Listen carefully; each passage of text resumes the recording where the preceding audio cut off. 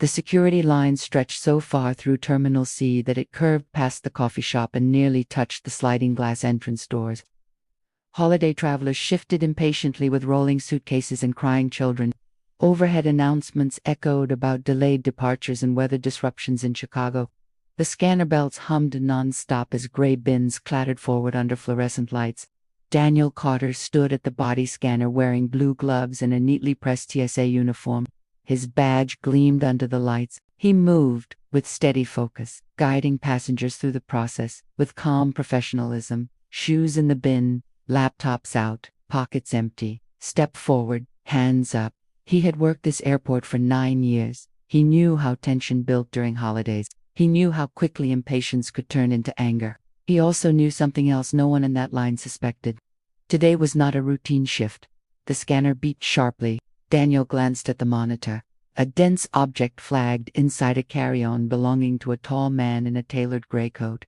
The man looked important. Expensive watch, polished shoes, confident posture, the kind of traveler used to breezing through checkpoints without delay.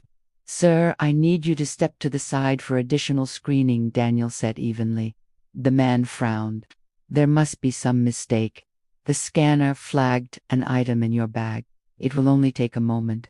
Murmurs rippled through the line as Daniel carried the bag to the inspection table. The man followed stiffly. "I am already late for a meeting," the passenger said loudly. "Can we make this quick?"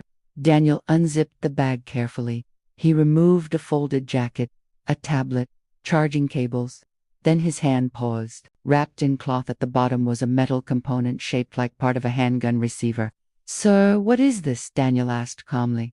The man's expression shifted. "It is nothing. A machine part." Daniel kept his tone steady. "It resembles a firearm component. Do you have documentation?" The man's voice rose immediately. "Are you accusing me of something? This is profiling. You've pulled me out because of how I look." Several passengers leaned closer. Phones lifted. "Sir," the scanner flagged the item.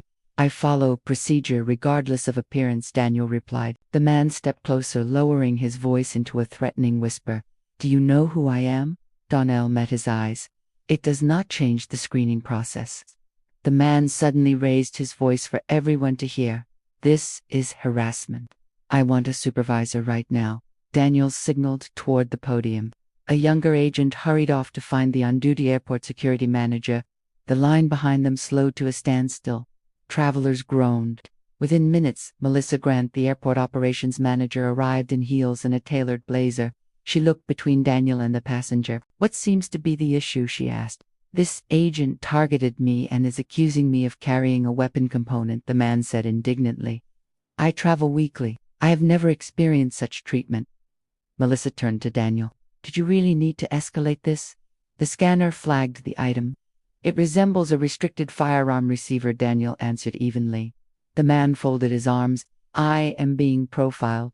The word hung in the air. Melissa's posture changed. "Daniel, perhaps you misinterpreted the image. It is a busy day. We cannot afford delays." Daniel did not blink. "The image is clear." Melissa glanced at the growing crowd. People were recording now. She lowered her voice. "Daniel, stand down. Let me handle this." "Procedure requires law enforcement verification," he said. Melissa sighed loudly. "You are causing a scene." The passenger shook his head in dramatic disbelief. "I demand accountability." Melissa turned to the nearby airport police officers stationed by the exit. "Officers, can you step in here?" 2 officers approached cautiously. "This agent is detaining a passenger without proper cause," Melissa explained quickly. "I need this situation Daniel felt the shift instantly. Officer Ramirez looked uncertain. "What is going on?" "The scanner flagged a suspected firearm component," Daniel began. Melissa cut him off. "We are reviewing it. For now, he needs to step aside." "Sir, place your hands behind your back," Ramirez said reluctantly to Daniel. Gasps echoed through the terminal. Melissa avoided his eyes. "We cannot have accusations of profiling during peak travel. We will review the footage later." Cold metal cuffs snapped around Daniel's wrists. Bones rose higher. Someone whispered, "This is wrong." The passenger smirked faintly as officers guided Daniel a few steps away from the table. At that exact moment, another alarm beeped from the scanner, still running unattended. Officer Ramirez turned toward the open bag still lying on the inspection table. He stepped forward and unwrapped the metal component more carefully. His expression changed. "This is not just a part," he muttered. He pulled out a second wrapped piece from the lining of the bag. And a third. The passenger's face drained of color. Ramirez looked up sharply. "Sir, what is your explanation for these serialized firearm components?" The terminal fell silent. The passenger stammered. "That is not illegal. Actually, it is without proper declaration and documentation," Ramirez replied. Melissa froze. Daniel stood quietly in cuffs, watching the scene unfold exactly as he had expected. Officer Ramirez turned back to him. "Why were you detained?" Melissa swallowed. "There was a complaint." Ramirez frowned deeply. "The complaint appears irrelevant now." He quickly removed the cuffs. Daniel rubbed his wrists calmly. "Sir," Ramirez addressed the passenger, "you are being detained pending federal review." The man began protesting loudly, but officers were already escorting him away. Cameras captured everything. Melissa turned to Daniel, pale and shaken. "I thought I was preventing escalation." Daniel looked at her steadily. "You escalated it." The younger TSA agent who had fetched Melissa whispered, "I knew the scan looked serious." Daniel nodded slightly. But there was still something no one understood. Officer Ramirez examined Daniel more closely. "You seemed very confident about that component." Daniel reached into his uniform pocket and removed a slim black credential wallet. He opened it slowly, revealing a federal identification badge bearing the seal of the Department of Homeland Security. Melissa blinked. "What is that?" "I am a federal transportation security inspector," Daniel said calmly. "Today was an unannounced compliance audit." Melissa stepped back. The room seemed to tilt. "You were testing us," she whispered. "Yes." Daniel's voice remained steady. "Part of the audit evaluates leadership response to conflict and potential bias under pressure." Melissa's face turned crimson. The younger TSA agents exchanged stunned looks. Daniel continued. "The scanner correctly flagged a restricted item. The procedure required law enforcement escalation. Instead, you removed the screening officer based solely on a passenger complaint." Melissa struggled for words. "I was trying to avoid public backlash. And in doing so, you undermined security," Daniel replied quietly. Around them, reporters began pushing through the crowd, alerted by social media posts already spreading online. A journalist shouted, "Is it true the detained agent was a federal inspector?" Cameras focused sharply. Daniel stepped forward, addressing them directly. "Security cannot depend on who complains the loudest. It must depend on procedure." The words echoed across live broadcasts within minutes. Airport leadership rushed into the terminal, nearly breathless. The director of operations approached Daniel with visible concern. "We were not informed about the audit schedule." "That is the purpose of surprise evaluations," Daniel answered. Melissa stood silent, staring at the floor. The passenger who had accused Daniel of profiling was now seated in a police vehicle outside the terminal. Investigators confirmed the firearm components were part of an unfinished weapon assembly restricted under federal transport regulations. The irony was undeniable. Within hours, footage of Daniel being handcuffed circulated nationwide. Commentators debated workplace bias and leadership failure, but what struck viewers most was Daniel's composure. He had not argued, not resisted, not shouted. He had trusted the process even when the process failed him. Later that evening, airport executives convened an emergency press conference. They announced an internal review and leadership retraining. Melissa was placed on administrative leave pending investigation. The following morning, Daniel returned to the checkpoint in full uniform. Travelers recognized him immediately. Some offered quiet words of support. One elderly woman squeezed his hand and said, "Thank you for keeping us safe." Daniel simply nodded. The younger agents watched him with renewed respect. "You knew exactly how it would play out," one of them said. "I knew procedure would expose truth," Daniel replied. He resumed his post at the scanner. Another bag rolled forward. Another alarm beeped. He gestured calmly. "Sir, please step aside for additional screening." This time, no one questioned him. Weeks later, the official audit report was released publicly. It highlighted procedural strengths among frontline officers but cited leadership bias in conflict management. Mandatory training sessions were scheduled nationwide. Airports across the country reviewed their escalation policies. The incident became a case study in federal seminars. But Daniel avoided interviews focused on personal praise. He focused instead on reinforcing standards. During a staff meeting, he addressed the team. "Uniforms represent trust," he said. "That trust must be protected, even when challenged." The younger agents nodded.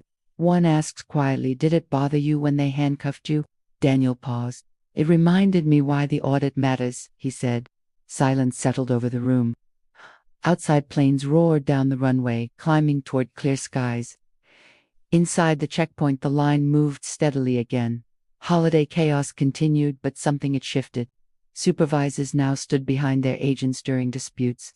Procedures were followed with confidence, and Daniel Carter remained at his station not as a victim of injustice but as proof that professionalism does not crumble under pressure. One afternoon, months later, a father in line pointed toward Daniel and told his son, "That is the man who saved this airport from a serious mistake."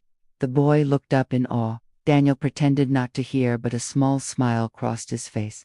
He placed another pair of gloves on his hands and prepared for the next bag. Because security never stops, and neither does integrity. The story might have faded after a few news cycles, but the ripple effects kept moving through the system long after the cameras left. Headquarters requested Daniel's presence in Washington for a closed-door briefing. He stood before a panel of federal oversight officials who had reviewed every second of the incident frame by frame. One official leaned forward. "Inspector Carter, at what point did you realize leadership might fail the protocol test?" Daniel answered without hesitation. "The moment the word profiling was used to override documented scanner evidence, emotional pressure replaced procedure." Another official nodded slowly. "And you chose not to reveal your credentials immediately. Why? Because the audit measures authentic response. If I had revealed my position too early, the decision-making would have changed. The purpose is to see what happens when pressure resides." The room was silent for a long moment. "Your restraint likely prevented a greater breach," the chairperson finally said. Daniel did not view it as heroism. He viewed it as duty. Back at the airport, the atmosphere had subtly transformed. Supervisors attended bias awareness workshops. Conflict de-escalation training was expanded. Scenario simulations now included moments where frontline officers were challenged publicly while leadership was evaluated on support rather than appeasement. Younger agents began asking Daniel more questions during downtime. "How do you stay calm when someone is yelling in your face?" one asked. Daniel leaned against the counter thoughtfully. "You focus on the scanner, not the voice. The machine does not care about emotion. It shows what it shows." Another agent asked, "What if leadership turns against you again?" Daniel met his eyes steadily. "Then you stand on procedure. Always." Months passed and travel surged again. During summer peak season, the checkpoint buzzed with constant movement. One afternoon, a different supervisor approached Daniel quietly during a random bag check. "Just so you know," the supervisor said, "if anyone questions you, I will back you completely. Procedure first." Daniel gave a small nod of appreciation. It was not about personal redemption anymore. It was about structural correction. One evening, as Daniel prepared to clock out, he noticed the teenage son of a traveler staring at him curiously. The boy finally spoke. "Are you really the inspector from the video?" Daniel smiled gently.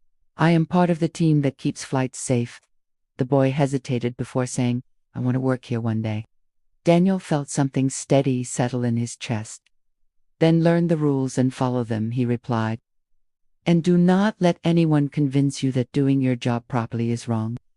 The boy nodded firmly. As Daniel stepped outside into the warm evening air, planes roared overhead, cutting across a pink sunset. The noise was loud but reassuring. Every takeoff represented hundreds of lives, trusting unseen systems and unseen professionals. That trust had been tested and strengthened. Daniel adjusted his jacket and walked toward the parking lot, knowing that tomorrow the line would form again, the scanner would beep again. And somewhere someone might challenge the process again. But this time the foundation beneath him was stronger. And integrity, when rooted deeply, does not shake.